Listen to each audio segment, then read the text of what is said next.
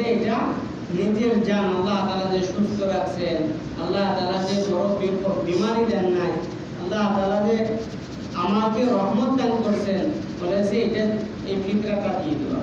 আর ফিতরাটা নির্ধারিত আসছে 110 টাকা, অনেকে 120 টাকা দিচ্ছে, উপরে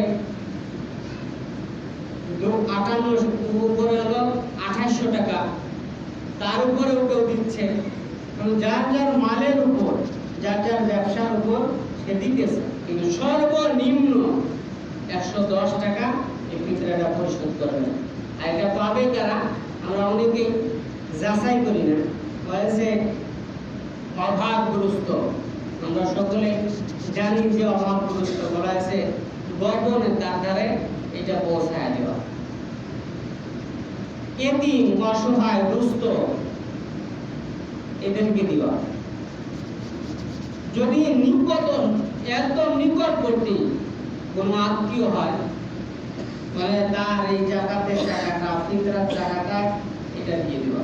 সর্বপ্রথম যদি নিজস্ব লোক হয় তাকে দেওয়া। এরপরে যেখানে লিল্লা বোর্ডিং আছে, মাদ্রাসায় যে জায়গার মধ্যে এতিমরা বাস করে, সমস্ত খরচ বহন মাদ্রাসা থেকে বহন করে, বলছে এই লিল্লা ফান্ডে জাকাত ফিতরার টাকাটা দিয়ে দেওয়া। এমন না কোনো মসজিদে জাকাত ফিতরা এটা সদকা এটা মসজিদে দেওয়া যাবে না, মসজিদ এটা গ্রহণ করবে যেখানে লিল্লা ফান্ড আছে। যেমন আমাদের রসুলপুর আছে লিল্লা ফান্ড, এরকম যদি বড় প্রতিষ্ঠান থাকে, লিল্লা ফান্ড ছোট আছে কিন্তু লিল্লা ফান্ড আছে, এরকম যদি থাকে তো সেইখানে জাকাতের টাকাটা আর ফিতরার টাকাটা পরিশোধ করব। আর বিবেক বিবেচনা করে করব, কারণ আমার এই ফিতরার টাকাটা, জাকাতের টাকাটা যাতে কাজে লাগে।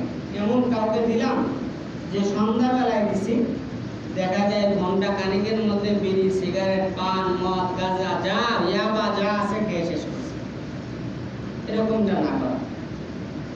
এরকম করা 2-4 মিলে তার কর্ম একটা স্থল করে দেওয়া, একটা ভ্যান, একটা রিক্সা যদি সম্ভব হয়, যার পরবর্তীতে দ্বিতীয়বার জাকাত দেওয়া না লাগে এরকম ব্যবস্থা করে দেওয়া। যদি এরকম সম্ভব হয় এরকম করা জন্য এই জাকাত হলো আল্লাহ তাআলার হুকুম। কার হুকুম বলেন? আল্লাহ তাআলা। যেরকমটা আল্লাহ তাআলা নামাজকে ফরজ করেছেন, রোজাকে ফরজ করেছেন, কালেমা সহিহকে জানা ফরজ করেছেন, মাল হইলে জাকাতকে ফরজ করেছেন। আল্লাহ তাআলা যেন আমাদের সকলকে আল্লাহ তাআলার হুকুম এবং নবীর সুন্নাত অনুযায়ী আমাদের সকলকে ইবাদত করার তৌফিক আল্লাহ তাআলা দান করেন। যে কথা বলছি শুনছি